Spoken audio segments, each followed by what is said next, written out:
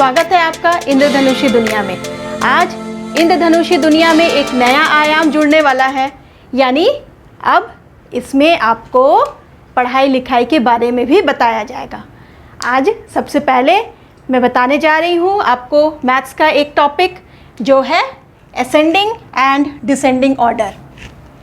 तो असेंडिंग और डिसेंडिंग का मतलब क्या होता है?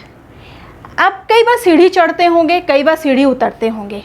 क्या आपने कभी उसको काउंट किया है? ज़रूर किया होगा। 1 2 3 4 5 6 7 8 9 10 और फिर बैकवर्ड काउंटिंग करेंगे तो 10 9 8 7 6 5 4 3 2 1। मज़ेदार है ना? 1 2 3 4 4 3 2 1।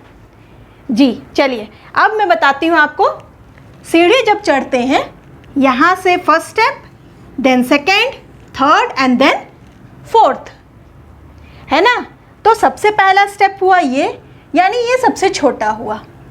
उसके बाद जब सेकंड में जाएंगे तो उससे बड़ा हुआ, थर्ड में जाएंगे तो सेकंड से बड़ा हुआ, और जब फोर्थ में जाएंगे तो वो सबसे बड़ा हुआ। तो इस तरह से हम लोग ने देखा कि जब सीढ़ी चढ़ रहे हैं तो पहला स्टेप जो होगा वो सबसे छोटा होगा, और जब सबसे ऊपर पहुंचेंगे तो वो सबसे बड़ा होगा।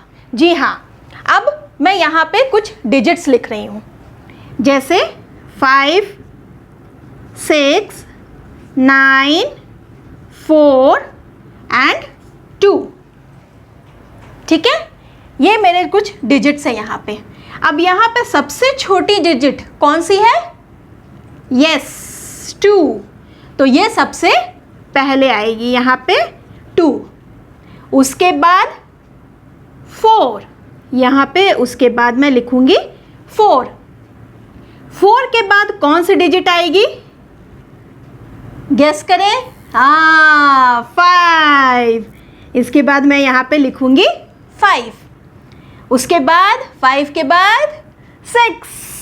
यस, 6 के बाद 9। Very good. ये हो गए हमारे डिजिट्स जो है वो असेंडिंग ऑर्डर में अरेंज।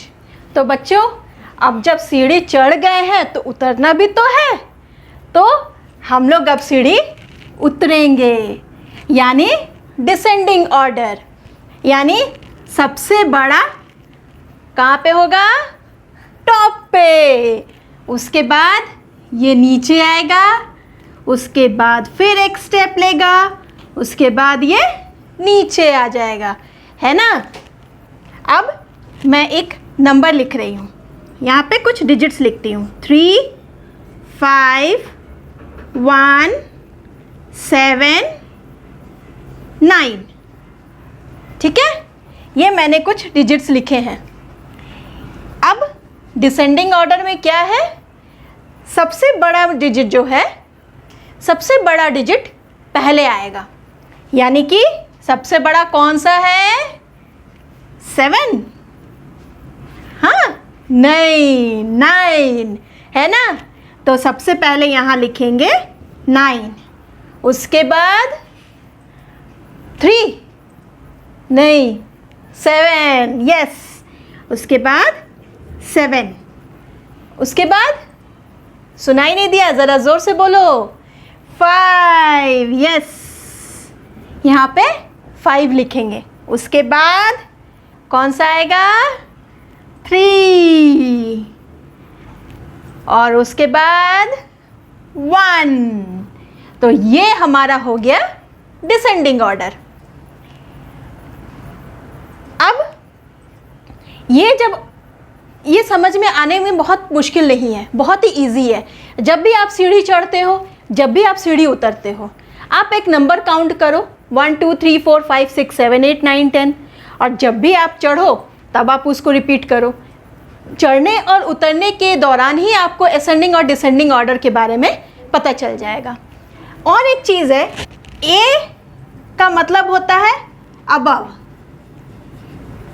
हर वर्ड में अपना एक मीनिंग आप निकालो, उस मीनिंग को याद रखो, तो आपको उस वर्ड को समझने में ज़्यादा टाइम नहीं लगेगा। यहाँ ए है, ए का मतलब हो गया अबव, और डी का मतलब हो गया डाउन। आप इस तरह से भी समझ सकते हैं। अबव मतलब नीचे से ऊपर की तरफ जा रहा है, और डाउन के मतलब है ऊपर से नीचे की तरफ आ रहा है। ये आप कीवर्ड समझ सकते हैं कि ये मेरा कीवर्ड है, मैं असेंडिंग और डिसेंडिंग ऑर्डर इस तरह से याद रखूँगा या रखूँगी। ठीक है, अब मैं आपको कुछ एग्जाम्पल्स बताने वाली हूँ, और उसके बाद आपको सैम्पल पेपर आपको इसी चैनल पे मिल जाएगा जो आप रिवीजन के लिए यूज़ कर सकते हैं, और वो मेरा खुद का बनाया हुआ है। आप उसे आसानी से प्रिंट लेके उसको यूज़ कर सकते हैं। तो आइए कुछ एग्जाम्पल्स मैं आपको बताती हूँ। जैसे यहाँ पे मैं कुछ डिजिट्स लिखती हूँ, 3, 9, 1, 5, 7, 2। ये मुझे अरेंज करने हैं असेंडिंग ऑर्डर में। तो मैं असेंडिंग ऑर्डर में कैसे अरेंज करूँगी?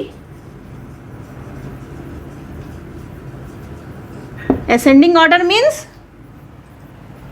अबव, यानी नीचे से ऊपर जाना। तो सबसे पहला नंबर क्या आएगा? सबसे पहला डिजिट, यस, 1।